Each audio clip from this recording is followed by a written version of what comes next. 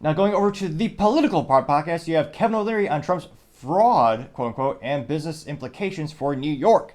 Now, this comes to us thanks to Colin Rugg on X Twitter, and he says, quote, Justin, Kevin O'Leary educates CNN host about the Trump fraud trial, says every developer in America will be penalized if Trump is treated the same way.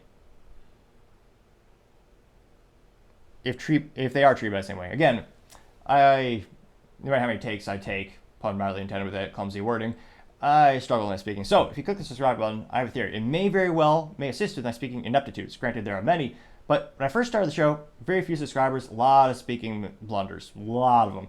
But slowly but surely, as we built the channel, gotten slightly better. Not granted, some might argue just a modicum of improvement. However, I would argue improvement nevertheless. So I have a theory that the more subscribers I get, the better I will be able to speak. So, again, if you could click that button, and if you already have, especially appreciative of you, if you could share it with your friends, again, I would greatly appreciate it. So this is Kevin O'Leary, one of the top Shark Tanks and entrepreneurs, and I'm pretty sure he has businesses in darn near every field these days. We'll go ahead and play this really quick. Wouldn't there be many companies who would not want to do business or loan money to people like yourself or investors if they know that they can get away with fraud and there's no recourse to protect them? Excuse me, what fraud? This is not about Trump anymore. When you get a developer that builds a building and he says it's worth $400 million and he wants to borrow $200 million from a bank, which happens every day, everywhere on earth, including every American city, every developer is an entrepreneur. They shine the light on their building and they say it's worth 400. The bank does its own due diligence, as was done in this case, because they're very good at it. The banks are very good, and they say, no, it's worth 300. We're only going to loan you 150 million. That haggling has gone on for decades. That's how it works. And then in this case, even the bank that was supposedly defrauded testified and said, we didn't lose anything. We want to do business with this guy again. We'd like to. But the judge said, no.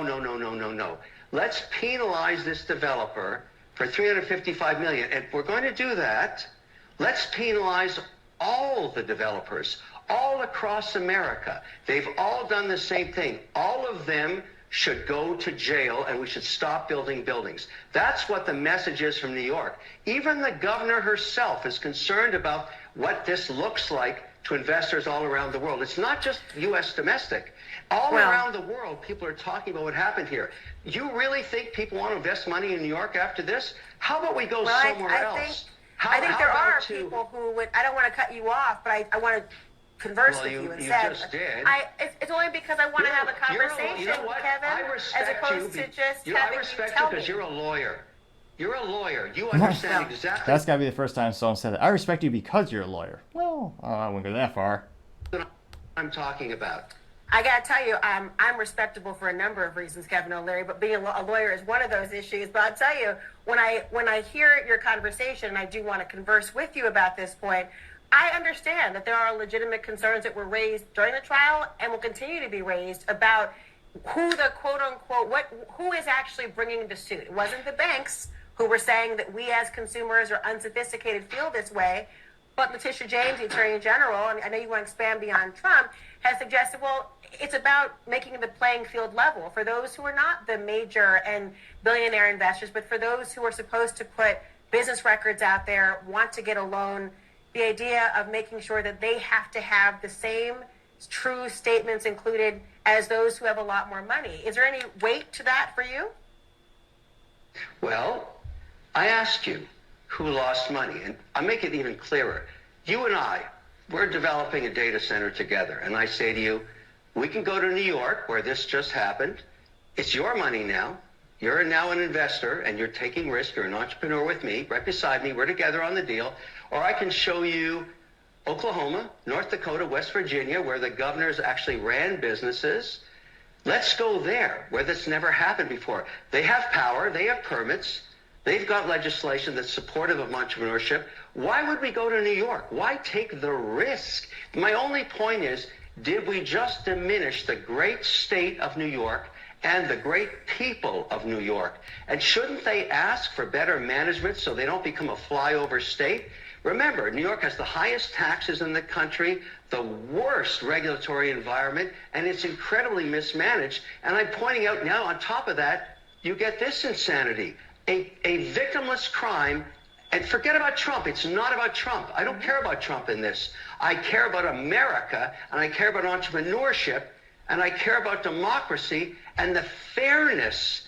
The judicial system is now being criticized. People are asking themselves, the Bar of New York, is this judge rational to charge $355 million in a case where no one lost any money? Is that good for the people of New York? Should the people of New York wake up to this and say, what's happening to us? Why is this becoming so perverse? Why are we the focus of this injustice? And I have nothing to do with Trump. I'm not supporting Trump. I'm supporting American entrepreneurship. And New York is slowly becoming the #1 loser state in America. I'm sorry, that's what's happening. Couldn't have said it better myself, because again, there are already a big high number of hoops you have to jump through just to do business in New York. After this, would you ever construct a building over there? Again, businesses are risk averse. They don't want to go into that situation if there's a possibility this could happen to them. And perhaps one of the most well-known or most memorable things Trump has ever said in his entire campaign, I would say in his entire presidency, truth be told, he once said to the effect of something of, they're not going after me, they're going after you, I'm just in the way. And we've actually seen similar instances where people have been persecuted based on their politics. I remember Mike Lindell, the pill guy, was also, he had his product pulled out of some stores. They had some contracts fall because of his political affiliations. And in this case, again, the banks agreed. You saw the same instance with Elon Musk. When Elon Musk, the board of directors, all the shareholders, they came together and they said, hey, this is Elon's compensation package. If you hit these extraordinary, pie in the sky type of goals, we're going to reward you appropriately. And Elon did what many people thought would be the impossible. And then a judge came in that case in Delaware, said, you know what? Nope. We're going to, because of one or two shareholders, they're going to file a lawsuit. You know what? We're just going to we're going to wipe away your compensation. You basically just work for free, Elon. So instead of getting a 50 plus billion, or about, I think it's 30 to $50 billion in compensation, which again, he earned. The shareholders, the board of directors, they all agreed to that. And the stock went up and the sales went up. Everyone won. And yet, the Delaware judge is like, you know what? No. It's going to take that away from you. And that had a direct correlation. Elon Musk moved SpaceX quick down to Texas in terms of their incorporation. And again, they're going to be moving more and more companies out of those similar areas. In this case, there's rumors that there's going to be a truckers boycott where truckers are going to refuse to take deliveries into New York. And again, if you're doing business there, you start a business there, this is a huge amount of risk. When Kevin brought up some exceptional points, especially the competition. Other states are much, much more welcome to entrepreneurs and businesses. Not only just with lower taxes, but also lower regulation, more business-friendly laws.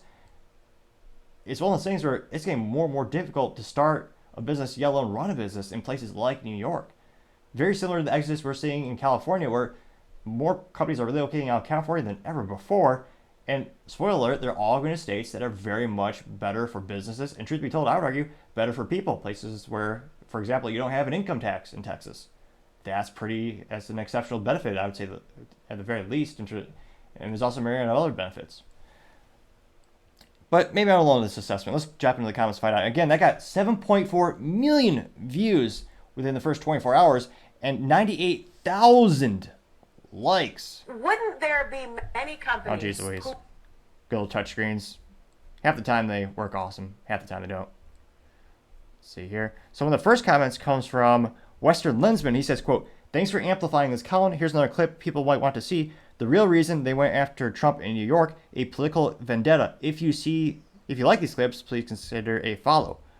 Let's see what they're saying really quick. The President of the United States has complained that I'm engaging in some sort of political witch hunt, that I've got some personal vendetta against him, that I campaigned against him. That is not true. This illegitimate president who sits in the White House. That president, because he's not my president, he's an illegitimate president. His days are numbered. His days are numbered. What was it, the old saying about politicians? If it wasn't for their belief in hypocrisy, they would have no belief at all, or something to that effect. That's her campaigning, calling out Trump, saying he's not the legitimate president. What else she We've got to say? get ready to mobilize, and we've got to get ready to agitate and irritate until victory is won, but more importantly, until Trump is defeated. Sure sounds like she has, maybe she has a bias. What might they? Probably. Some would actually say maybe she's calling for violence. But again, rules for thee, but not for me, as many people have said. That got 6.5 thousand likes. Kyle Rugg responded saying the face of evil. That got 4.9 thousand likes. Old School Eddie chimed in saying, quote, he laid it out perfectly. New York City is a dangerous place to do business, unquote. Getting 2.2 thousand likes. Paul Zazupa says, quote, Kevin O'Leary is great. He's likable and comes armed with logic and receipts. He made a huge fortune knowing how to deal with reality. Conversely, CNN lives in fantasy land, and that's why they're going out of business. Great to see Kevin school the fake news. I'm getting 4.2 thousand likes. We also have our favorite leftist, Luke Zaleski. Well, we don't really like him. We don't really know him at all. But nevertheless, he is a leftist that I follow on X Twitter just to give us some contradictory viewpoints and some additional data that we might not normally see at the top of the responses. So that's why he's consistently called out as one of the top responses because I follow him. Now, Luke says, quote, he's probably thinking about running and knows MAGAs are suckers for this crap, unquote. LOL, unquote.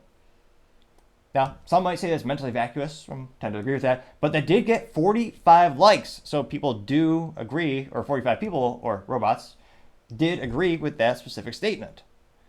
Which, again, as Kevin brought up, again, there was no victim in this. No one was hurt. And truth be told, the bankers want to do more business with Trump. They made money from this. Everyone did. But, again, it seems to be pretty, well, let me know if you think differently. It seems pretty straightforward political persecution. Let's see here. Peacemo says, quote, Grant Cardone says his company, Cardone Capital, won't be doing any business in New York following the $355 million fraud case ruling against Donald Trump. You're going to see a lot of this, unquote, getting 3.7 thousand likes. Kathleen Witchell says, quote, they're simply destroying New York to go after one man. DJT, it's lunacy, unquote, getting 517 likes. Let's see. Shayana says, quote, never forget the judge who fined Donald Trump's $364 million laughed, smirked, and smiled at the camera in court. This isn't about justice. These people are openly celebrating what they're doing. Let me pull up that. Where they will be thrilled. And that's the... That's just... Yeah, the camera just goes to the judge, and the judge gives the most evil smirk. Oh, probably one of the top evil smirks I've seen in quite some time. That did get 2.1 thousand likes. Let's see here. There's that saying. E says, quote, the New York has proven this to be 100% true, and is a screenshot of Donald Trump tweeting saying, quote, in reality, they're not after me, they're after you. I'm just in the way, unquote, getting 1,000 likes. Jericho says, quote, Kevin O'Leary nailed it. The New York City will pay a hefty price for not getting new businesses and losing existing businesses that moves to business-friendly state. New York City will be left with illegals and poor people. Who's going to pay the taxes to fund the city? I'm going to get 1,000 likes.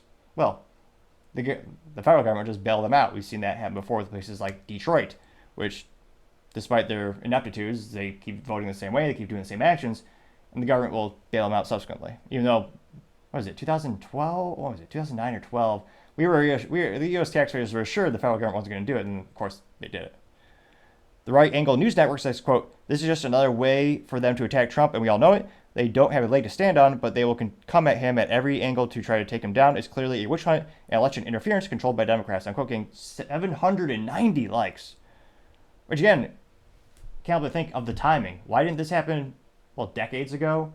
Or even just 2 or 3 years ago? I don't think it's a coincidence that all these lawsuits are coming right at and during election season. Because again, it's taking Trump's resources, not just his monetary resources, it's taking a fiscal toll on him, costing him money, but it's also his time and energy. He has to, in a lot of these instances, he has to go physically to these courtrooms. So that's time that he could be on the campaign trail. He could be visiting swing states, trying to increase the voter base, or his prospective voter base, and he's all tied up. And Kevin O'Leary, I think this statement's going to resonate with a lot of business owners, especially people who are maybe not politically active, which I would argue every business owner should be, because again, you might not care about politics, but politics very much cares about you. And I think a lot of businesses owners are starting to wake up to the fact that, oh yeah, this is going to be, the ripple effect is going to be huge. I mean, it's a huge sign. I mean, the biggest red flag of all, not to do business in New York. And they're just going to start moving to more tax-friendly, more business-friendly places where the government's not going to steal their business from them, not going to fine them nor going to politically persecute them if they do. Maybe they want to get into politics later. Well, they've seen what happens when someone like Trump did, try to take away everything. Now, a lot of people are also thinking, well, if Trump doesn't have his capital in the bank, he doesn't have cash on hand. There's a lot of debate on how much he actually does have in the banks. But what if it is an instance where they're going to want that settlement, or they want this money now? That's going to force them to maybe liquidate some of his other buildings. What the government comes in and goes, oh yeah, you're trying to sell that building for $200 million. Well, we're going to say it's only worth $100 million because he didn't pay us in time. We're just going to take it. Again, these days, nothing is out of the realm of possibility. Because again, a lot of these things are things we've never seen before in our life. So it'll be interesting to see, what happens in terms of obviously he's going to appeal this to try to get overturned, but you can't but think a lot of these judges are becoming more just political activists. And if I were to look at the magic 8 ball for New York, I would have to say the outlook is not so good. Thank you, everyone, again, for taking the time to tune in today. We're trying to get to 4,000 subscribers by the end of the month, so if you could click that button, I would greatly appreciate it. Also, leaving a comment and a thumbs up, thumbs down, and sharing is also a great way to give us the additional feedback, as well as help the channel grow. Lastly, don't forget to take the time to tell your family, tell your friends, tell your coworkers, heck, tell your enemies, tell anyone and everyone. Just stay safe, fight the good fight,